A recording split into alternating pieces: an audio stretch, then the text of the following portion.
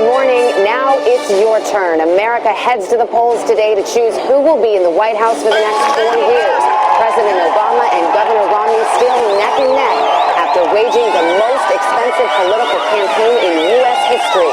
Will it be a long night that stretches into the morning? It's up to the voters today, Tuesday, November 6th, 2012. From NBC News, this is a special edition of Today, Election Day 2012, with Matt Lauer and Savannah Guthrie, live from Democracy Plaza.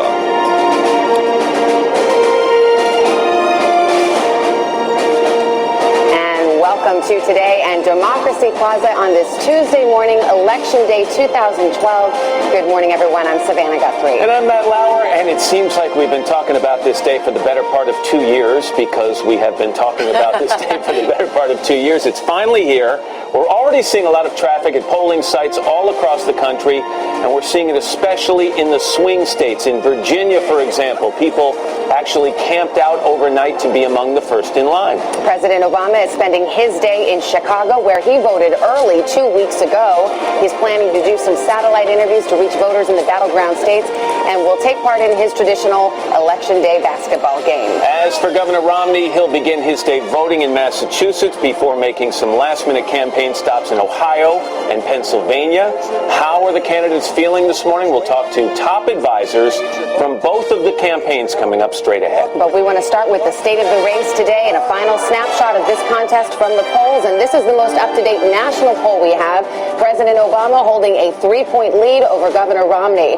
But of course, this race will be decided tonight state by state, and perhaps the most prized state among them, Ohio, where President Obama's advantage among likely voters has shrunk to just 1 point, according to this poll. Take a look in New Hampshire. Governor Romney trails the president among likely voters there, but there's good news for Governor Romney among independents, a sizable 14-point lead. And the results are already in for one New Hampshire town. Residents in tiny Dixville Notch began voting at midnight. That's traditional. 5 votes for the president, 5 for Governor Romney. Again, this could be a very long night. So what are they saying about this race in the swing states where it matters? Wisconsin's Journal Sentinel reports chilly, rainy forecast could affect voting. Milwaukee area voters actually could face the coldest election day in more than 30 years. And the Cincinnati Enquirer says it all. Costly campaigns have come down to Ohio. The campaigns have spent almost $2 billion so far this election, making a combined 68 visits to Ohio alone. All right, we have both campaigns covered this morning, starting with Governor Romney. NBC's Peter Alexander is in Belmont, Massachusetts. Peter, good morning to you. Matt, good morning to you. At this time tomorrow, Mitt Romney will either wake up as president-elect or return to life as a private citizen. He's going to be here a short time from now. This is his polling site in Belmont, not far from his home. He'll be here alongside his wife, Ann. And then he returns to the campaign trail today. Aides say he's going to thank volunteers and try to motivate supporters in 2 key states, Ohio and Pennsylvania. On the eve of the election, Mitt and Ann Romney enjoyed a rock star's welcome in the Granite State. Thank you, New Hampshire! Tomorrow, your votes and your work right here in New Hampshire will help me become the next president of the United States. After a 6-year quest for the White House, the office now potentially within reach, Mr. Romney cast his campaign as a shared movement. This is much more than our moment. It's America's moment of renewal and purpose and optimism. We have journeyed together far and wide in this great campaign for America's future. And now we're almost home.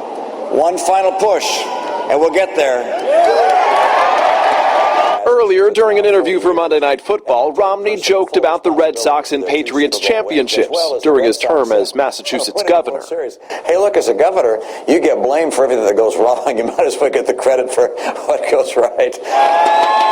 Romney advisors insist turnout will be key, but with polls showing the president clinging to an ever-so-slight advantage. In the campaign's precious final day, Mr. Romney squeezed in 5 events in 4 battlegrounds, each one strategically selected. From the affluent suburbs of Northern Virginia. I'm looking around to see if we have the Beatles here or something to have brought you, but it looks like you came just for the campaign, and I appreciate it. Thank you. To Central Ohio. Governor Romney punctuated his long journey with a simple message. Let's make sure that everyone we know gets out to vote on Tuesday. And this hopeful promise. This nation is going to begin to change for the better tomorrow.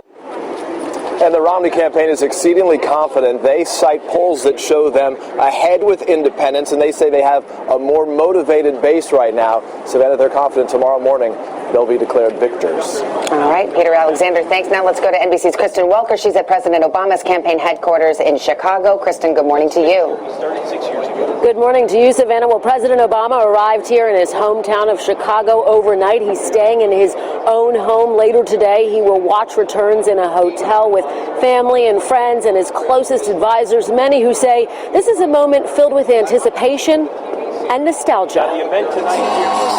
With an eye on his future, President Obama reached back to the past. I've come back to Iowa one more time to ask for your vote.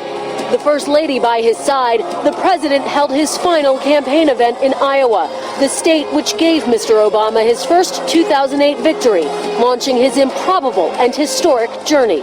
An emotional night even for a president known for keeping his cool. When the cynics said we couldn't, you said, yes, we can.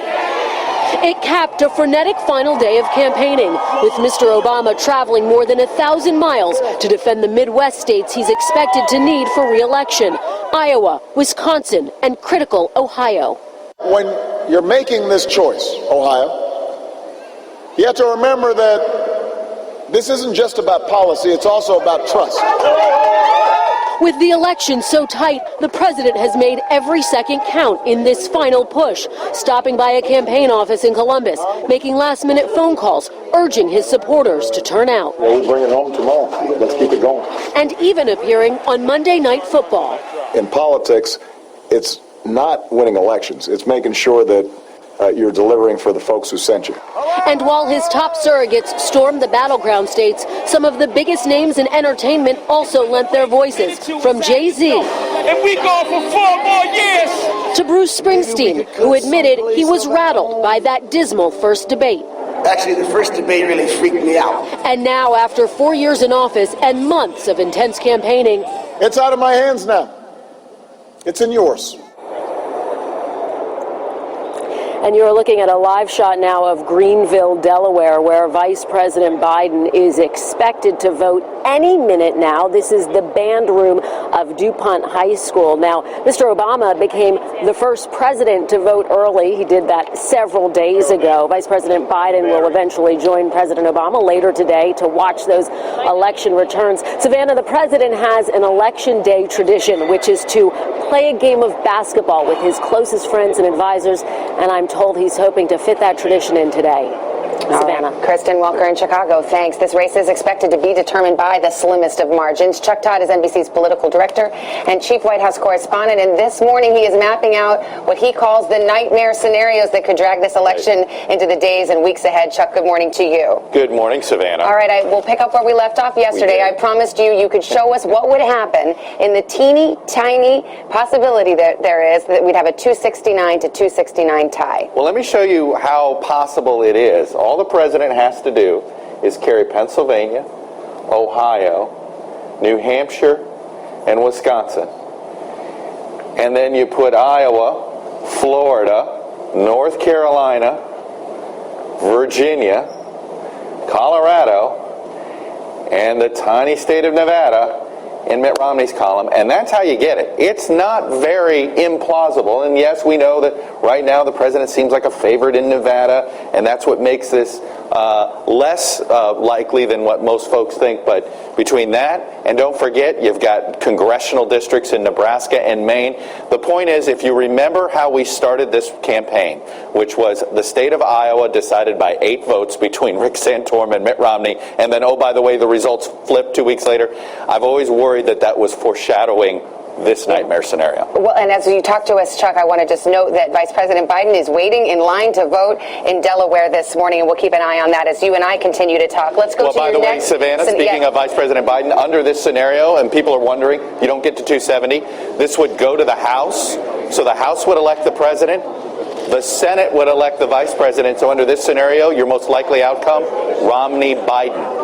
Well, but anyway. Then we'll know we're in an alternate reality, right, Chuck? Okay, let's move on to Florida. If it came down to Florida being the deciding state, how might that play out? Well, here's the issue with Florida right now, and this has to do with election challenges, and I'll just put it here and just to center it up a little bit. There were two big issues in the state of Florida this year that came up. One is in Palm Beach County, where 60,000 absentee ballots were mailed out with a misaligned ballot.